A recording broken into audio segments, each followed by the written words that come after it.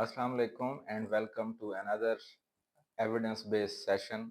आज जो टॉपिक हम देखना चाह रहे हैं, बुनियादी तौर पे इस वक्त लाहौर और कराची और हमारे जो पाकिस्तान के बड़े शहर हैं, वहाँ पे एक हमें नज़र आ रहा है कि स्मोक का एक बहुत ही इम्पोर्टेंट इशू है और एक पब्लिक हेल्थ कंसर्न भी है। हम देख रहे हैं कि काफ़ी जो पेशेंट्स हैं रिस्पायरेटरी डिजीज़ेज़ के साथ रिपोर्ट हो रहे हैं हॉस्पिटल्स के अंदर, और ये कंसर्न भी हमारे सामने नज़र आ रहा है। इस वक्त हम देख रहे हैं कि पंजाब गवर्नमेंट हो या पाकिस्तान की गवर्नमेंट हो, इस पे काफ़ी इनिशिएटिव्स भी आ रहे हैं।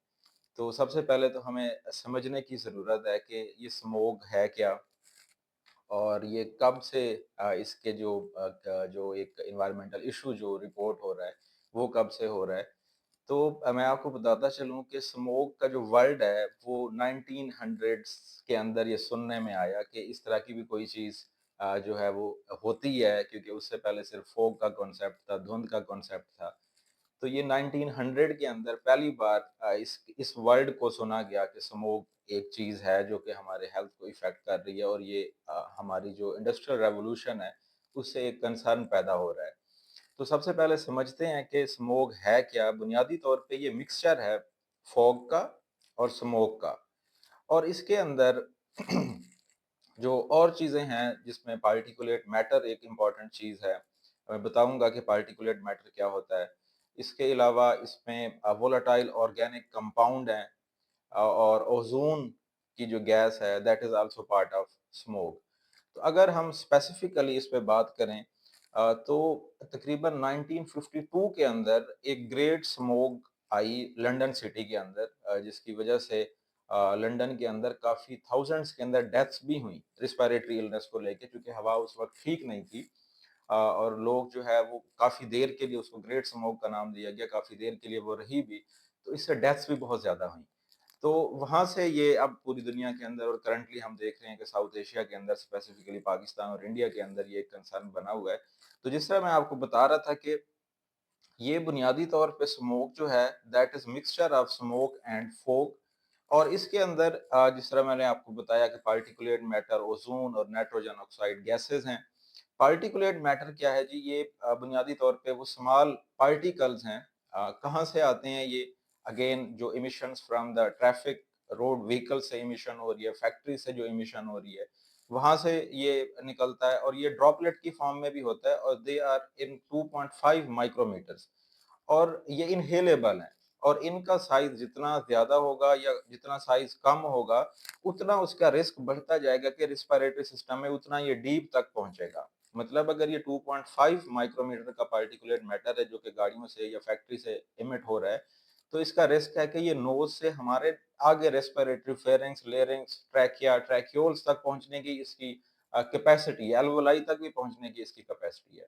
और ये एक ऐसा सब्सटेंस है जो कि इनहेल नहीं होना चाहिए, that should be stopped in our nostrils.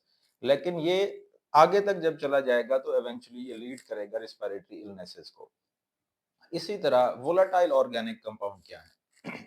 Volatile organic compound ऐसे कंपाउंड्स को हम कहते हैं, अगेन ये भी इंडस्ट्री से और ट्रैफिक और व्हीकल्स की इमिशन से ये निकलते हैं।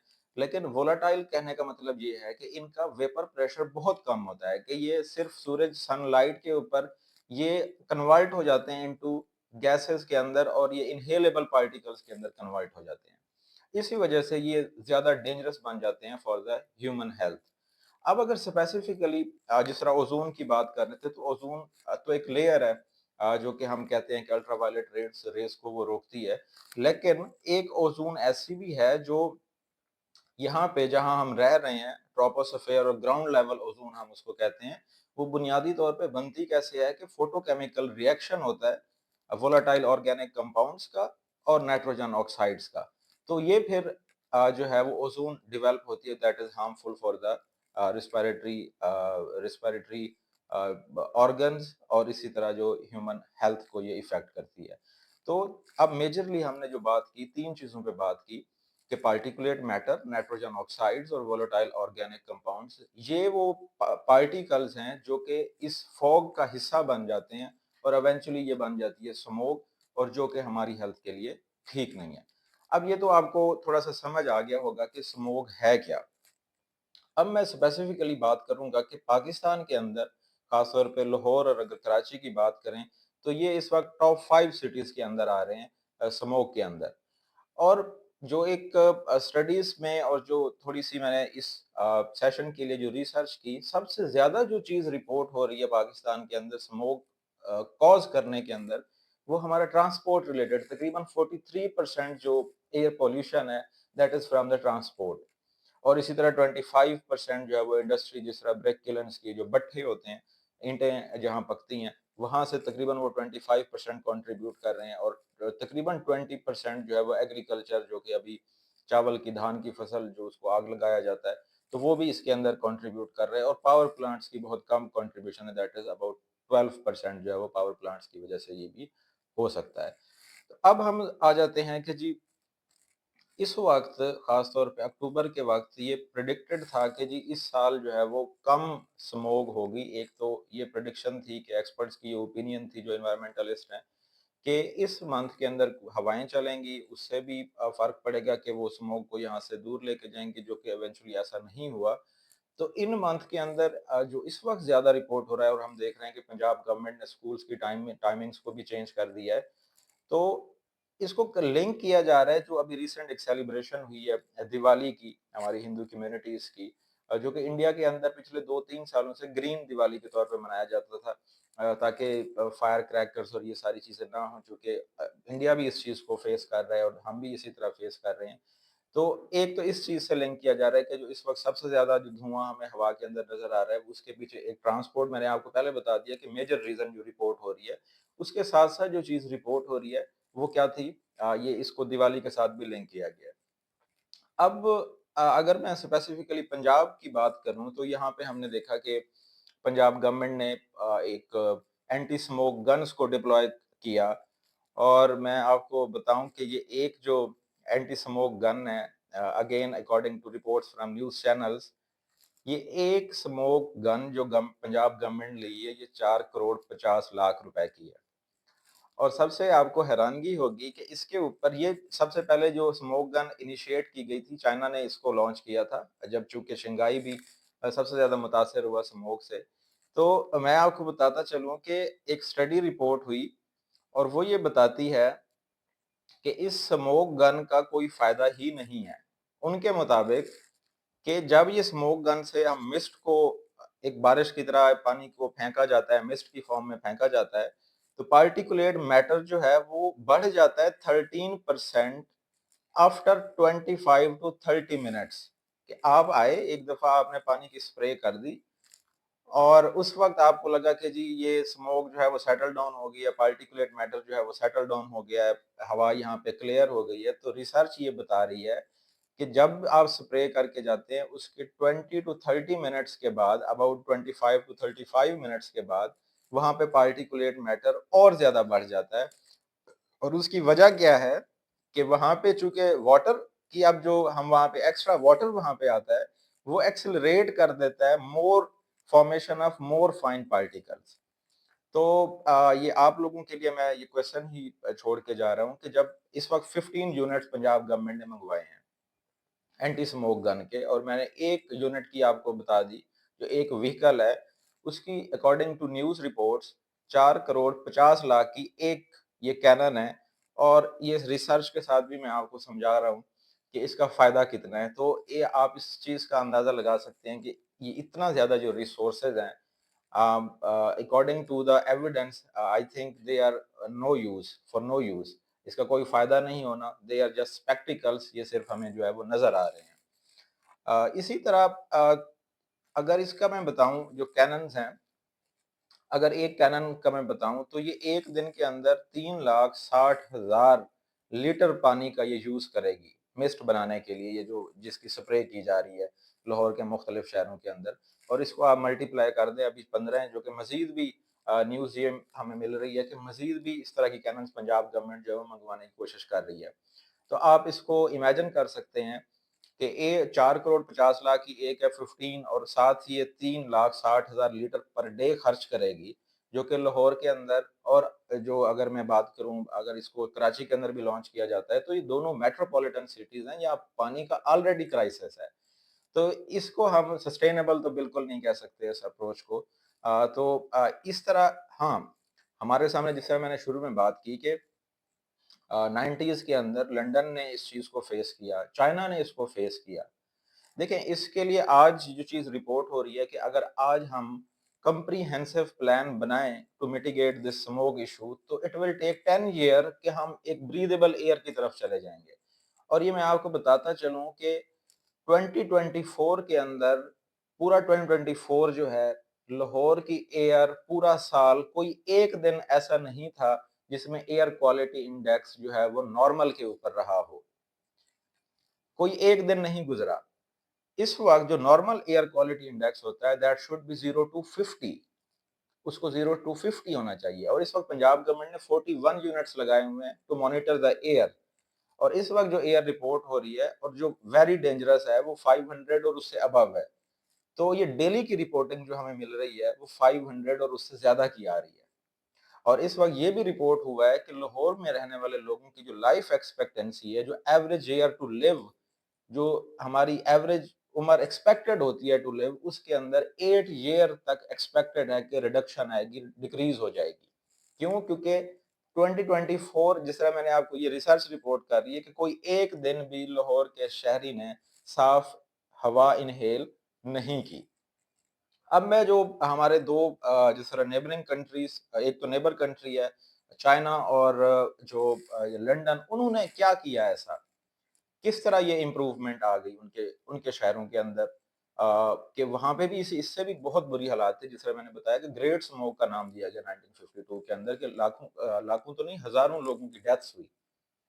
لیکن آج ہم دیکھتے ہیں کہ وہاں بالکل جو ہے وہ ایئر کلین ہے.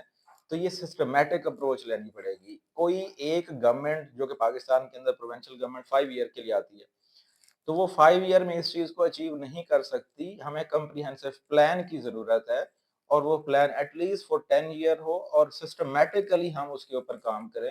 کہ سب سے پہلے اگر ہم ٹریفکس کی بات کرتے ہیں, وہیکلز کی بات کرتے ہیں, تو یہ ایک ایزی ٹاسک نہیں ہے. اور اسی طرح پیٹرولیم کی اگر ہم بات کرتے ہیں کہ چائنا کے اندر یورو 6 استعمال ہو رہا ہے پیٹرولیم کوالٹی, اور پاکستان کے اندر یورو 2 بھی بہت کم استعمال ہوتا ہے. تو یہ جو چینج ہمیں لانا ہے وہ ایک دن کے اندر نہیں ہوگا, اور نہ ہی یہ اسموک گن سے یہ چیز کور ہوگی. تو ہمیں سسٹمیٹک پلان بنانا چاہیے اور آہستہ آہستہ اس کو امپلیمنٹ کرنا چاہیے, جس طرح کہ لنڈن کے اندر اور چائنا کے اندر یہ چیز کی گئی.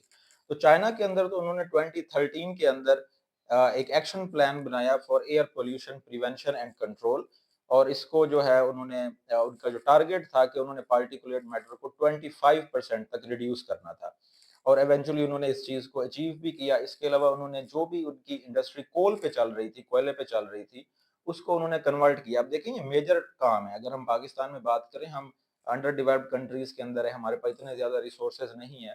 اس لیے میں بار بار بات کر رہا ہوں کہ یہ پلان کرنے کی ضرورت ہے, اور اٹ ول ٹیک ٹائم.